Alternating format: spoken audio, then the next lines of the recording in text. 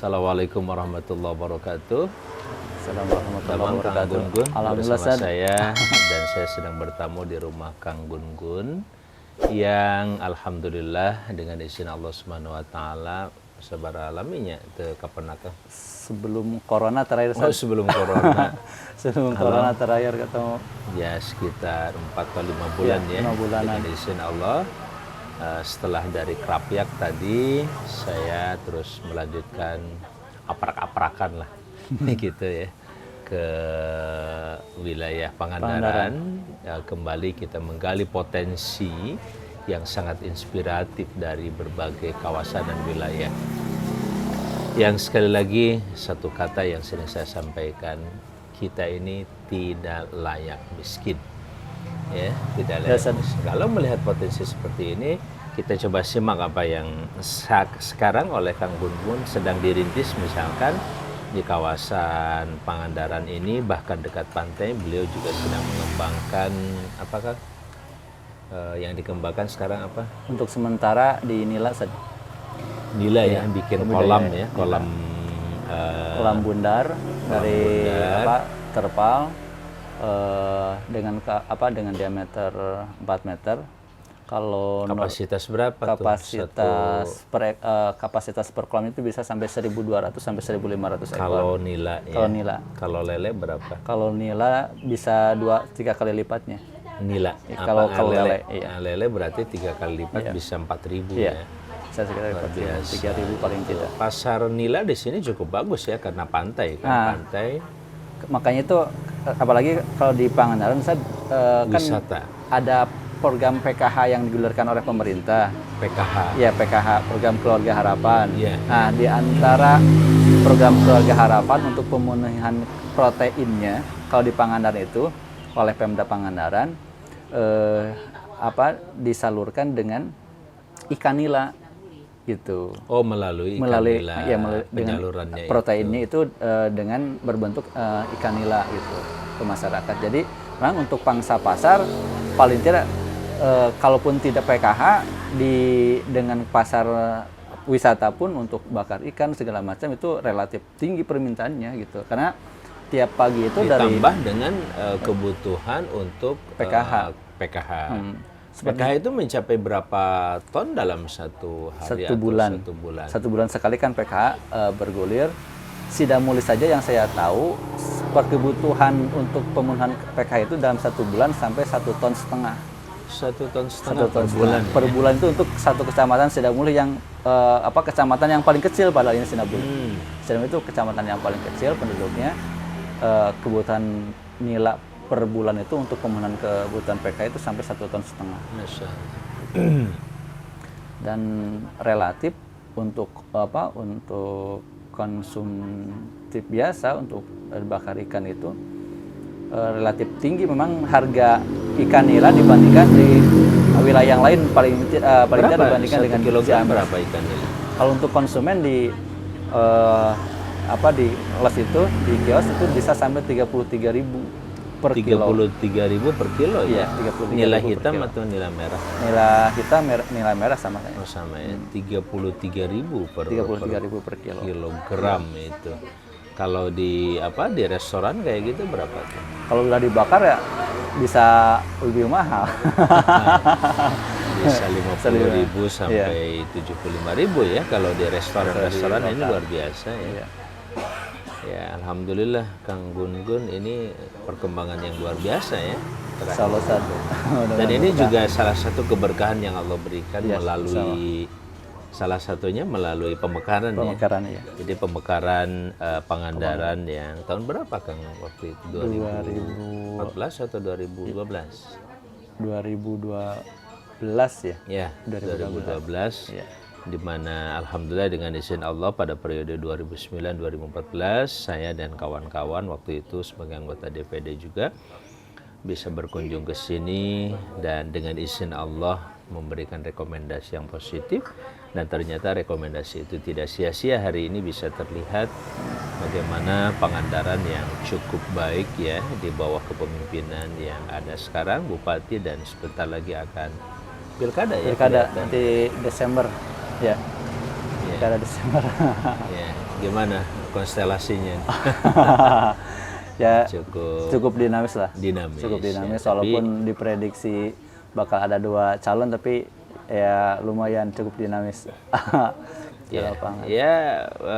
inilah pendidikan politik yang paling penting ya, bahwa masyarakat memilih dengan sebuah kesadaran, kebijaksanaan, dan itu setelah berbagai informasi dikumpulkan, kemudian digali sampai pada akhirnya masyarakat menjadi cerdas dengan informasi dan data itu, kemudian mereka diharapkan mampu mengambil sebuah keputusan ya, dengan cara memilih yang terbaik buat kepala daerah khususnya Pangandaran ini. Apa yang diharapkan kira-kira oleh Kang Gunu di balik pilkada ini? Ya mudah-mudahan bisa lebih membawa Pangandaran ya lebih maju, dan siapapun yang menjadi yang terpilih menjadi bupati, karena memang potensi Pangandaran luar biasa untuk dikembangkan dari berbagai sektor sebenarnya, baik pertanian, perikanan, pariwisata apalagi gitu ya.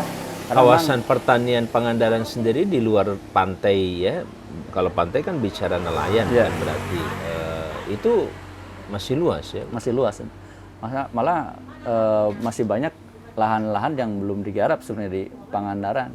Satu orang saya bisa sampai punya tanah hektaran di Pangandaran, itu sudah tidak asing lagi. Kalau di kabupaten lain mungkin sudah jarang sampai hektaran, kalau di Pangandaran hektaran lahan puluhan sawah hektar juga masih cukup luas ya. Relatif masih luas. Ngablak-ngablak kalau kata orang Betawi kali ya.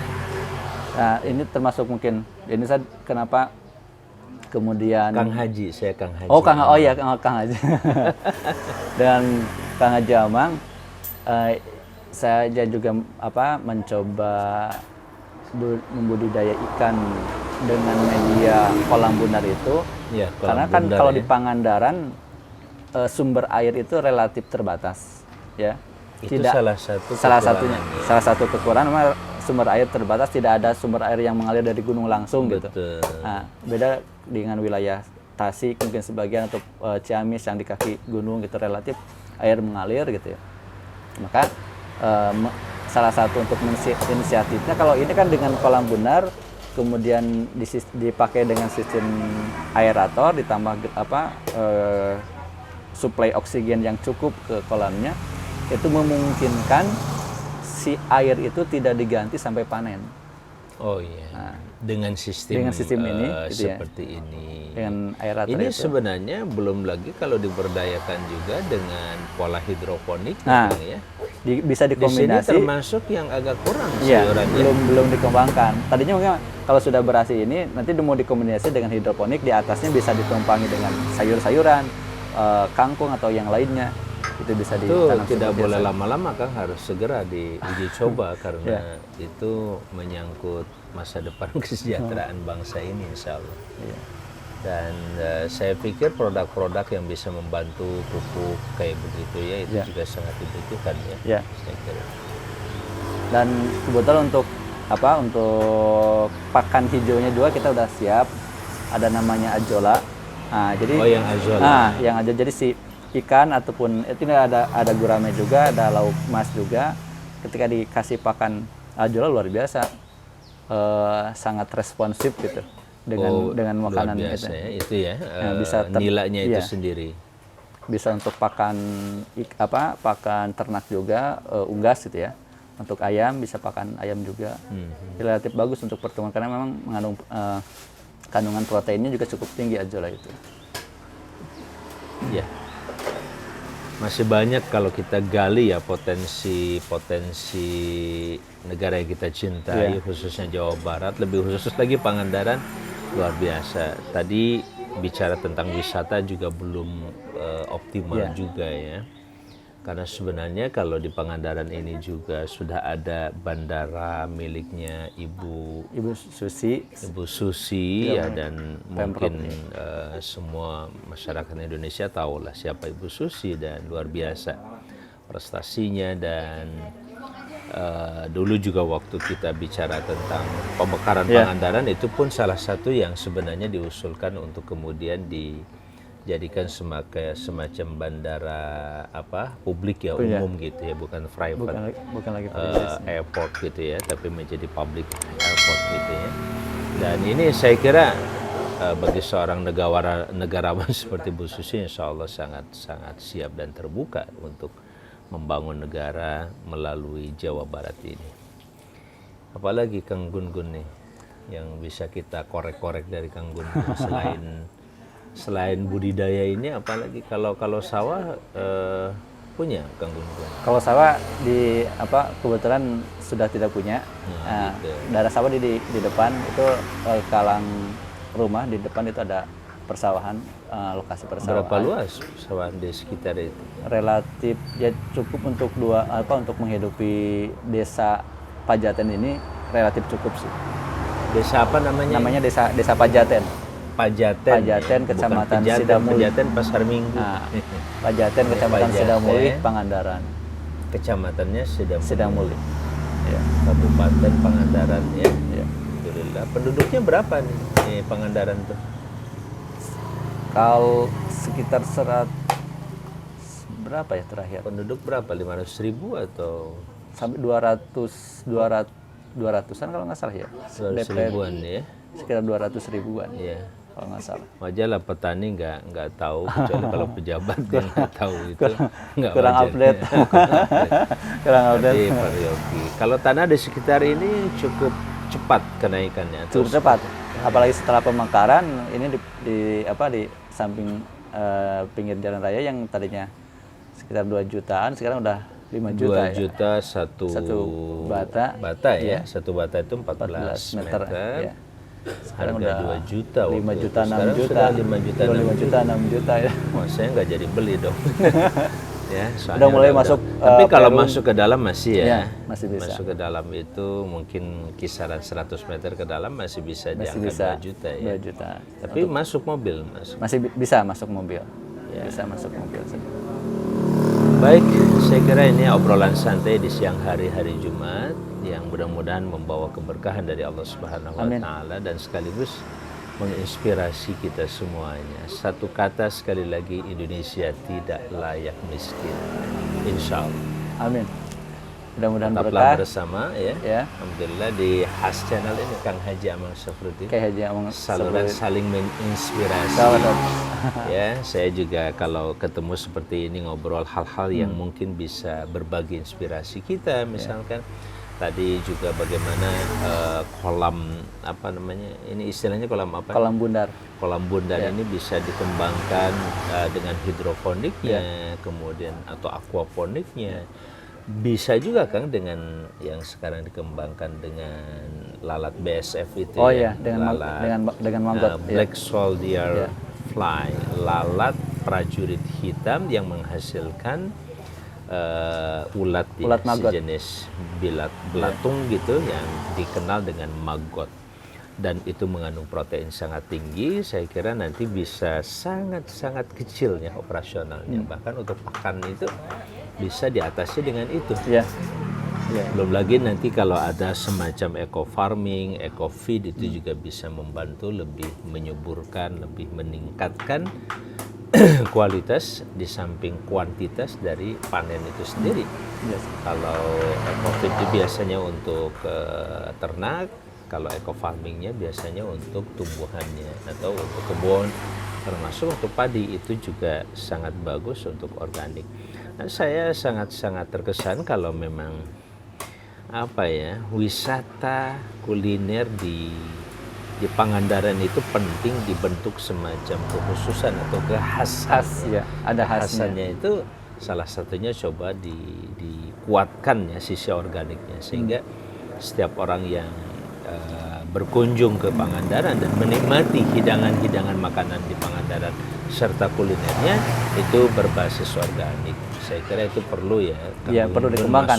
Perlu dikembangkan di situ, karena semakin hari kan persoalan kesehatan itu persoalan kesadaran masyarakat juga semakin meningkat dengan pentingnya kesehatan. Ada lahan-lahan yang sudah dikembangkan untuk organik itu. Ada, dan beberapa masyarakat termasuk di tetangga saya juga ada yang sudah mulai mengembangkan hidroponik gitu ya, dan relatif bagus hasilnya. Juga di daerah pergunungan juga ada komunitas juga yang mulai daerah pegunungan sini, yang mulai perbukitan ya. Yang mulai concern di sayuran. Karena kan penggunaan kebutuhan sayuran di Pangandaran juga relatif tinggi, apalagi kalau hari-hari wisata. Kalau produksi sendiri sangat kecil ya dari sangat kecil. Terus didatangkan dari mana sayuran? Yang paling dekat dari Pasar Banjar, terus Banjar. Juga dari daerah Jawa Tengah. Dari Jawa Banjarnegara. Tengah. Jadi Banjarnegara sampai ke sini. dari Jawa Tengah. Tapi nggak apa-apa lah kalau sesama dalam negeri sih. Ya, jangan sampai mengimpor dari luar negeri aja.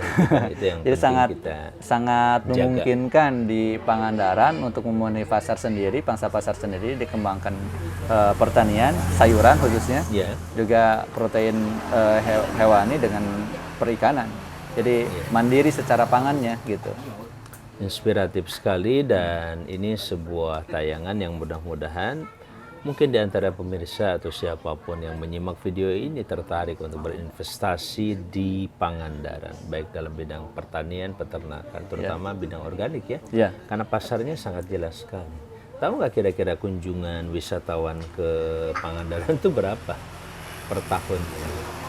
Berapa ribu, berapa puluh ribu atau juta? Bisa sekali kunjungan kalau sedang musim liburan panjang bisa sampai ratusan ribu ya. Ratusan ribu ya, itu potensi luar biasa. Potensi luar biasa sebenarnya untuk di. Baik, Kang Gun-Gun, hatur nuhun. Terima kasih Kang Haji Amang atas kunjungannya di rumah saya di Sauk. Mudah-mudahan membawa berkah buat kita semua. Insya Allah adem luar biasa ya, karena memang dari sini ada aura inspiratif yang ke depan kita bisa dengan izin Allah ya.